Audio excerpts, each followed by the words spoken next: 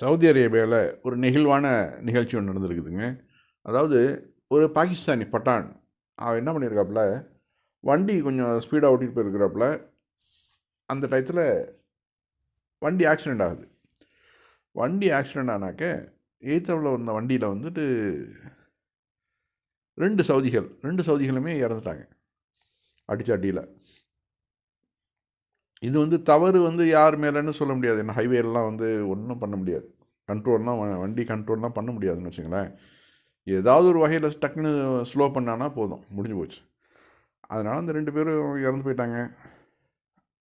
அந்த குடும்பம் எங்களுக்கு மௌத்து தான் அதாவது கொலைக்கு கொலைங்கிறது மாதிரி இந்த பாகிஸ்தானியை தூக்கில் போடுங்க அப்படின்னு சொல்லிட்டு அந்த குடும்பம் அப்பீல் பண்ணுது. இவருக்கு ஒரு வயசான அம்மா இருக்கிறாங்க, 2 பிள்ளைங்க. இதை வச்சுக்கிட்டு இவரோட லைஃப் ஓடிக்கிட்டு இருக்குதா.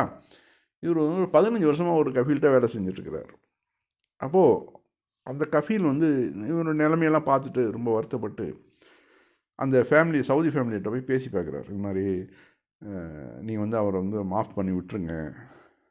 அவனுக்கு வயசான அம்மா இருக்கிறாங்க, 2 குழந்தைங்க இருக்குது, அதெல்லாம் இவனுடைய பொறுப்பு தான். என்கிட்ட 15 வருஷமாக வேலை செய்கிறான். அதனால் நான் அவனுக்கு ஏதாவது ஹெல்ப் பண்ணணுன்னு நினைக்கிறேன். அதனால தான் நான் உங்கள்கிட்ட கேட்குறேன் அப்படின்ட்டாங்க.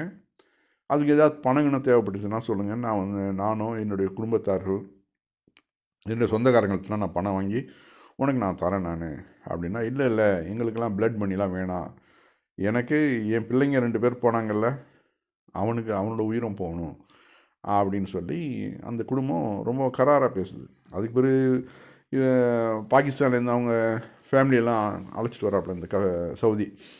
அந்த சவுதியை அழைச்சிட்டு அவங்கள்ட்ட பேசிலாம் பார்க்குறாப்புல. எதுக்கும் மசீலாக இருந்த குடும்பம். கடைசியில் தூக்கு தண்டனை போடுற முதல் நாள் அரை மணி நேரத்துக்கு முன்னாடி அந்த குடும்பத்துலேருந்து வருது, வேணாம் நிறுத்திடுங்க அப்படின்னு சொல்லிட்டு, நாங்கள் மன்னிச்சு விட்டுறோம் அப்படின்ட்டு. அவன் அப்படியே ஆனந்த கண்ணீர் வெடிக்கிறாப்புல. கடைசியில் அவங்க அம்மாட்ட போய் கேட்குறான், இந்த பாகிஸ்தானியை, என்ன ரீசன் இவ்வளோ சொல்லியும் கேட்கல நீங்கள் கடைசியில் அப்படின்னோடனையும், நான் இன்றைக்கி நைட்டு நான் படுத்து தூங்கும்போது என்னுடைய அம்மா எனக்கு கனவுல சொன்னாங்க, இது மாதிரி வேண்டாம், அவனை விட்டுரு பாவம் அப்படிங்கிறது மாதிரி கனவுல எனக்கு சொன்னாங்க. இது இறைவன்கிட்டேருந்து வந்த செய்தியாக நான் நினச்சி நான் மன்னிச்சு விட்டுட்டேன் அப்படின்னோடனே அந்த பாகிஸ்தானியும் அப்படியே அவங்கள கட்டி பிடிச்சி கதறி அழுதான். உண்மையிலேயே சந்தோஷமான செய்தி.